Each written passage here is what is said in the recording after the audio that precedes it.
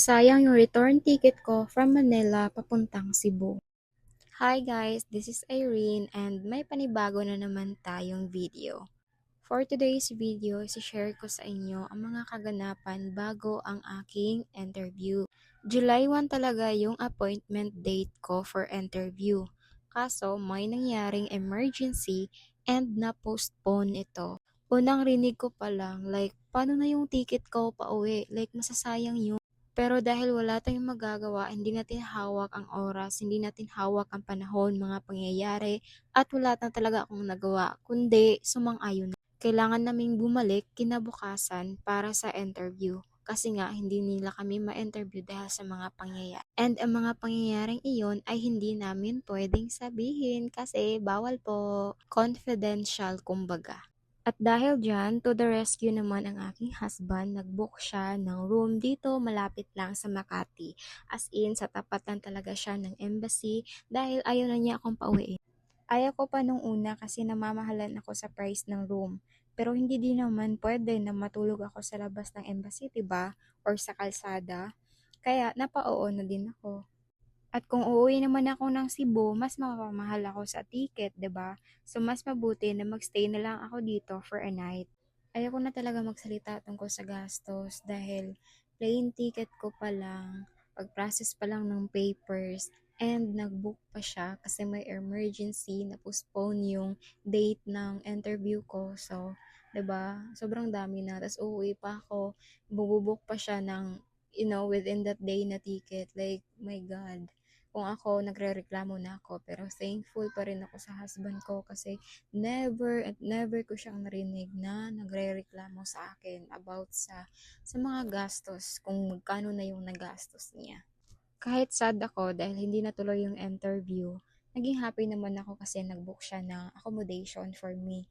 Pero, pagdating ko sa room, grabe guys, maalikabok siya. Like, parang hindi siya nalinisan bago ako pumunta doon. So, sinabi ko yun sa husband ko, like, paano ba, bakit ba naman ganito?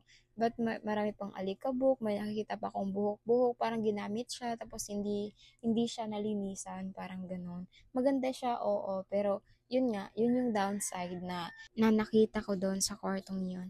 And then, pagkatapos kong sabihin yun sa asawa ko, as in, nag-picture pa talaga ako ng mga ebidensya, And sinabi niya sa akin na may pupunta daw na cleaner na maglilinis ng kwarto na yon.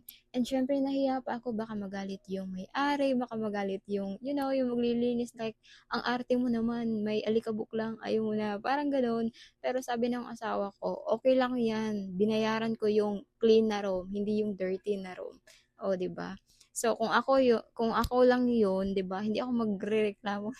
Like pala, kasi nahihiya ako. Pero kapag yung husband mo talaga yung kausap mo, like, kung right mo naman na magkaroon ng, ng maganda, yung hindi maalikabok, malinis na room, 'di ba? Binayaran mo yun, at saka pricey din yung binayad namin na, hindi yung libre. So karapatan din namin magkaroon ng malinis at maaliwalas na room. At nung dumating na yung maglilinis, umalis na din ako sa room na yon kasi kunyari may bibilhin ako pero ayoko talagang nandun ako habang naglilinis siya, parang hindi ako komportable. So umalis ako, may binili ako somewhere, 7-Eleven.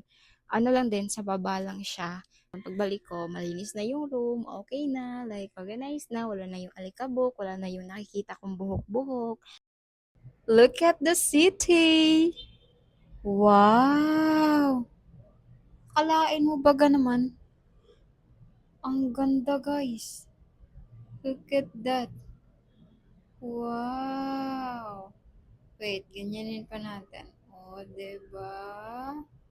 Nasa 25th floor ako and basta maglinog bitaw ni patay jud. And then yung embassy is sa tapat lang siya talaga. I think saan ba? Basta di ko na siya makita.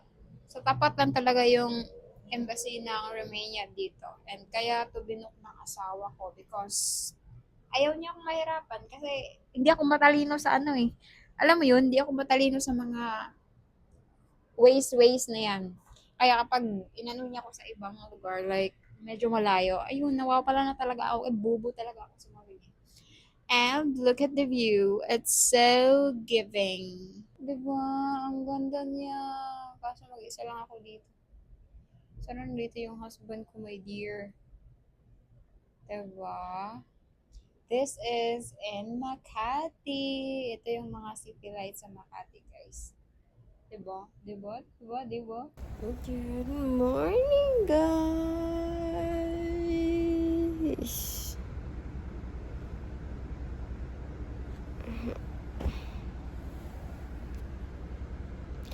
Today is July 2. Okay, we're gonna go to the embassy for interview. For the interview.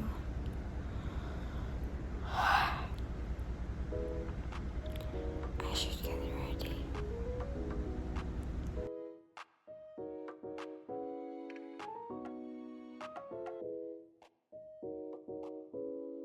Alam na, sa room na to. Yan. See, hindi siya makalat.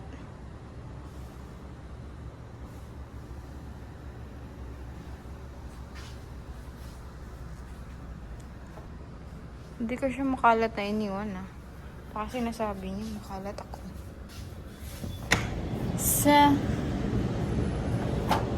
Nandun yung embassy sa baba. Yung may flag. Oh my God, napakainit. And bye-bye. Bye-bye, Rumi. Alis na. Pupunta na ako sa interview. And let's say goodbye sa room na to. Yan. Yung bed.